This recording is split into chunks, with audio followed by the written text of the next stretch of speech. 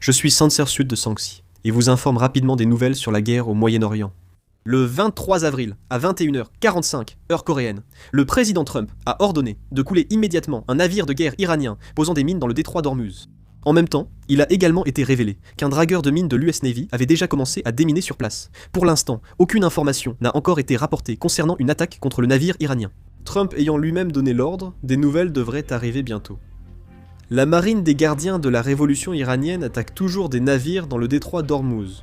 Un rapport interne du département de la guerre américain estime qu'il faudrait jusqu'à 6 mois pour éliminer toutes les mines du détroit. Ce qui est encore plus choquant, c'est que les opérations de déminage elles-mêmes ne pourront pas vraiment commencer tant que la guerre avec l'Iran ne sera pas terminée.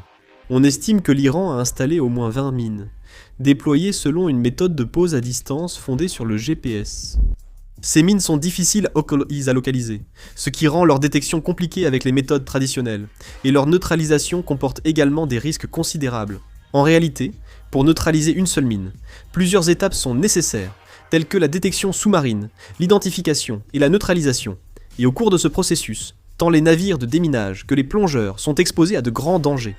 Les États-Unis ont déclaré le 11 avril qu'ils lanceraient le déminage lors des négociations d'armistice, mais aucune opération n'a débuté.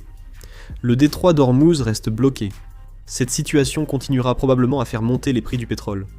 Dans certains pays, l'insécurité de l'approvisionnement et la hausse des coûts logistiques s'accentuent, avec d'importantes répercussions politiques. Avant les élections de mi-mandat en novembre, la stabilité des prix du pétrole est cruciale pour les États-Unis, et si cela continue, l'opinion publique risque de se détériorer. Par ailleurs, des informations indiquent que l'on ne connaît même pas précisément l'emplacement des mines installées par l'Iran, ce qui complique encore davantage la situation. Dans ce cas, tous les navires traversant le détroit seront inévitablement exposés au danger à tout moment. Même si les négociations reprennent à l'avenir, il faudra probablement beaucoup de temps pour que la situation dans le détroit revienne à la normale, à moins que toutes les mines ne soient éliminées. Si d'autres informations arrivent, je réaliserai une vidéo et la mettrai en ligne. Je vais conclure cette vidéo, merci.